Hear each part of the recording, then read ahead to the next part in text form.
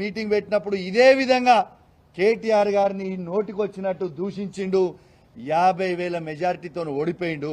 Next నీది కూడా గదే గతి పడుతుందని చెప్పి సందర్భంగా తెలియజేస్తూ సెలవు తీసుకుంటా ఉన్నాను. జై తెలంగాణ, జై కేసీఆర్. అయితే ఇప్పుడు గాంధీ గారు ఇప్పుడు 12 గంటలకు మా ఇంటికి వస్తా అని అంటే మాత్రం మోస్ట్ వెల్కమ్. రాగానే బీఆర్ఎస్ పార్టీ కండువ కప్పి లోపలికి తీసుకెళ్తాం. ఇద్దరం కలిసి భోజనం చేసుకుంటాం. భోజనం చేసి ఇక్కడి నుంచి మనము స్ట్రేట్గా తెలంగాణ భవన్కి పోదాం.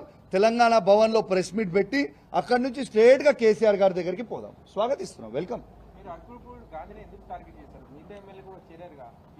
నేను గాంధీని ఒక్కరినే కాదు బాబు, నిన్న చూసినో లేదో, నువ్వు ఇంతకుముందు చూసినో లేదో, గాంధీ గారు ఒక్కరే కాదు, దానం నాగేందర్ గారి గురించి మాట్లాడినా, కడియం శ్రీహరి గారి గురించి మాట్లాడినా, గాంధీ గారి గురించి మాట్లాడినా, మన కృష్ణమోహన్ రెడ్డి గారి గురించి మాట్లాడినా, వెంకట్రావు గారి గురించి మాట్లాడినా, ఎవ్రీబడి పోయిన 10 ఎమ్మెల్యేలకు కూడా జవాబు చెప్తా ఉన్నాం.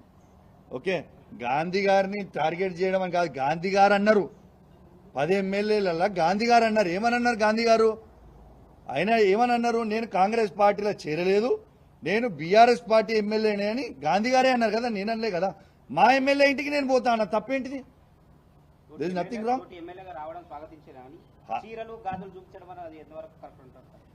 ఈ సంస్కారం నేను నేర్పలే. ఈ సంస్కారం ఈ రాష్ట్ర ముఖ్యమంత్రి అయిన రేవంత్ రెడ్డి గారు నేర్పిర్రు. అదే కరెక్ట్ అని నేను అనుకున్నా. రేవంత్ రెడ్డి గారు కూడా మా కేటీఆర్ గారు అన్నారు కదా, చీరలు కట్టుకొని గాజులు వేసుకొని ఆడ బస్సు ఎక్కువ అన్నది రేవంత్ రెడ్డి గారు కాదా? మరి రేవంత్ రెడ్డి గారే మాట్లాడుతున్నప్పుడు, ఈ రాష్ట్ర ముఖ్యమంత్రి కాన్స్టిట్యూషన్ హెడ్ అన్నప్పుడు, గవర్నర్ తర్వాత తనే కాబట్టి తను మాట్లాడినప్పుడు అది కరెక్ట్ అన్నా కనిపించింది. ఆయన నేర్పించిన సంస్కారం ఇది, నేను నేర్చిన సంస్కారం కాదు. దిస్ ఇస్ రేవంత్ రెడ్డి గారు నేర్పించిన సంస్కారం. కౌశిక్ రెడ్డి ఒక బ్రోకర్, కాంగ్రెస్ పార్టీ నుంచి 10 మంది ఎమ్మెల్యేలను తీసుకొస్తా ఉన్నాడు. పట్ల జరిగినప్పుడు ఢిల్లీలో ఉండి బాత్రూమ్ నుంచి ఫోన్ మాట్లాడినాక ఏం జరిగింది ఏంటనేది అసలు ఎంత పాగలగాడంటే గాంధీ, అసలు ఆయన 3 సార్లు ఎమ్మెల్యే ఎట్లా గెలిచిండో, ఈ షేర్లింగం పెళ్లి ప్రజలు ఆయనకి ఎట్లా ఓట్లు వేసిరో నాకు అర్థమైతలేదు. ఎందుకంటే అసలు నేను టీఆర్ఎస్ పార్టీలో చేరిన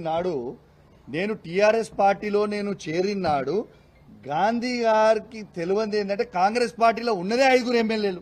నేను 10 మంది ఎమ్మెల్యేలను ఎట్లా తీసుకొని వస్తా? కాంగ్రెస్ పార్టీలో ఉన్నదే 5 ఎమ్మెల్యేలు కదా అన్నాడు. నేను 10 మంది ఎమ్మెల్యేలను ఎట్లా తీసుకొని వస్తా? నంబర్ 1, ఆయనకి హిస్టరీ తెలియదు కావచ్చు. పోయి నీ రేవంత్ రెడ్డిని అడుగు. కౌశిక్ రెడ్డి రేవంత్ రెడ్డికి ఏం సాయం చేసిండు అనేది నీ రేవంత్ రెడ్డిని అడుగు, చెప్తాడు. నీ రేవంత్ రెడ్డి పిసిసి ప్రెసిడెంట్ ఎట్లయిండో నీ రేవంత్ రెడ్డిని అడుగు, ఒక్కసారి చెప్తాడు.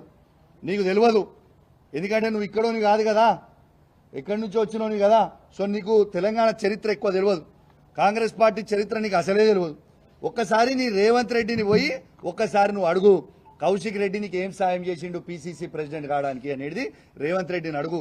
నేను కాంగ్రెస్ పార్టీకి మోసం చేయలేదు. ఆనాడు రేవంత్ రెడ్డి గారు ఈటల రాజేందర్ గారికి 25 కోట్ల రూపాయలకి అమ్ముడు పోయింది. ఆ రోజు ఆయననే బాజాబ్తు ఏబిఎన్ ఛానల్లో ఇంటర్వ్యూ ఇచ్చి కాంగ్రెస్ పార్టీ అధ్యక్షుడు ఉండుకుంటూ, మీరు రికార్డ్స్ తీయండి, కాంగ్రెస్ పార్టీ అధ్యక్షుడు ఉండుకుంటూ ఏబిఎన్ ఇంటర్వ్యూలో బీజేపీ క్యాండిడేట్ అయిన ఈటల రాజేందర్ గెలుస్తాడని ఆ రోజు రేవంత్ రెడ్డి గారు చెప్పిర్రు. రేవంత్ రెడ్డి గారు అమ్ముడు వేయండి తప్పితే నేను అమ్ముడు పోలేదు. రేవంత్ రెడ్డి గారు మోసం చేసిరు. రెండోది, ఇలా బీఆర్ఎస్ పార్టీ బీఫామ్ మీద గెలిచి పార్టీకి అండగున్న కౌశిక్ రెడ్డి గొప్పోడా, బీఆర్ఎస్ పార్టీ బీఫామ్ మీద గెలిచి పార్టీలు మారిన గాంధీ గొప్పోడా? ఒక్కసారి ఆలోచన చేయండి. ఇలా బ్రోకర్ ఎవరు? ప్రజలు నిర్ణయించుకుంటారు బ్రోకర్ ఎవరని. This clear.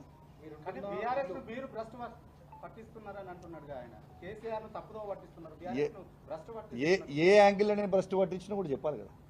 నేను దమ్మున్నోని కేసీఆర్ గారి అండదండతోని, ఇంతకుముందు చెప్పిన నరసింగ్ గారు, కేసీఆర్ గారి అండదండతోని, బీఆర్ఎస్ కార్యకర్తల అండదండతోని ఇవాళ సీఎం క్యాండిడేట్ అయినా అన్న ఈటల రాజేందర్ గారిని 100 కిలోమీటర్ల లోపల బొందబెట్టి ఎమ్మెల్యేగా గెలిచినోడు భ్రష్టు ఎట్లా పట్టించినట్టయా? తిరిగి బీఆర్ఎస్ పార్టీ జెండా హుజురాబాద్లో నేను ఎగిరేసిన. ఇలా పార్టీని భ్రష్టు పట్టియాలని వీళ్ళు అనుకుంటుర్రు. మీరేం ఫికర్ చేయకుర్రి. 5 ఏళ్ల తర్వాత కేసీఆర్ గారు ముఖ్యమంత్రి అవ్వుడు ఖాయం, మీ భర్తం పట్టుడు కూడా ఖాయం. రాసి పెట్టుకోరు మీరు అందరూ. ఇలా పోయిన వాళ్ళందరూ కూడా ఎవరిని కూడా ఉట్టిగేం ఇచ్చిపెట్టం. ఏళ్ళతో అయిపోలే రాజకీయం. మీరు 4 ఏళ్ళు ఎంజాయ్ చేస్తారు కావచ్చు, కానీ 4 ఏళ్ల తర్వాత మాత్రం మీకు సినిమా ఉంటుంది, అంతైతే నేను గ్యారంటీ. కౌశిక్ రెడ్డి ఇల్లు నా నియోజకవర్గంలో ఉంది, ఆయనకి ఇబ్బందులు వచ్చినప్పుడు చాలాసార్లు నేను ఆదుకున్నా, అట్లాంటిది ఏమి ఇబ్బంది వచ్చింది నాకు ఇక్కడ? నా నియోజకవర్గం నేను బాగా చెప్తున్నా, విల్లా కొనుక్కున్న ఈడున్న ఆయనే ఆదుకున్నాడు. ఏముంటుంది ఆయన నన్ను ఆదుకునేది? ఈడ నాకు వచ్చిన ఇబ్బంది ఏమున్నది ఒకసారి చెప్పాలి ఆయన. మరి ఏమి ఇబ్బంది ఇక్కడ ఉందో ఒకసారి చెప్పని చెప్పు. ఏమి ఇబ్బంది అయిందో మరి మీరైతే ఉన్నారు మొత్తము. ఏమి ఇబ్బంది అయింది? బ్రహ్మాండంగా ఉన్నా నేను ఈడ, నాకేంది? అతిపెద్ద నియోజకవర్గం అని చెప్పి పిఎస్సి చైర్మన్ ఇస్తే ఎందుకు ఓర్వలేకపోతున్నారు అనేటువంటిది ఆయన చేస్తున్నారు. నర్సింగ్ గారు నేను ఒక్కటే చెప్తున్నా, పిఎస్సి చైర్మన్ ఆయన ఏ పార్టీ నుంచి అయ్యిండు? ఆయన ఏ పార్టీ? నంబర్ 1. నంబర్ 2, ఇవాళ మా ఎల్పీ లీడర్ అయిన మా ఎల్పీ మీటింగ్లో కేసీఆర్ గారి నాయకత్వంలో మేము పిఎస్సి చైర్మన్గా హరీష్ రావు గారిని యునానిమస్గా మేము బీఆర్ఎస్ పార్టీలో నిర్ణయం తీసుకొని తనతో నామినేషన్ వేయించినాం. హరీష్ రావు గారు, ప్రశాంత్ రెడ్డి గారు, గంగుల కమలాకర్ గారు ముగ్గురు వేయించినాం. ఇవాళ హరీష్ రావు నామినేషన్ ఏమైంది, ఎట్లా ఎగిరిపోయింది? గాంధీ గారిని నామినేషన్ వేసుకొని చైర్మన్ ఎట్లా చేసిర్రు? మరి 13 ఉంటాయి, 14వ నామినేషన్ ఇది ఎట్లా వేసిర్రు? సాటికేసిర్రా? మరి హరీష్ రావు గారు నామినేషన్ ఏమైంది? ఒక్క నామినేషన్ ఎక్కువ పడ్డా ఎలక్షన్ కావాల్సిన అవసరం ఉంటుంది. మరి ఏం చేస్తుండ్రు? ప్రజాస్వామ్యం ఉంచుతురా, కూని చేస్తురా? మొన్న మా వాళ్ళు చెప్పినట్టు కూడా, సరే ఈ పిఎస్సి చైర్మన్ నువ్వు బీఆర్ఎస్ పార్టీ నుంచి అంటున్నావు కదా, అరే నువ్వు రాబాయి, నేను వద్దంటలేను.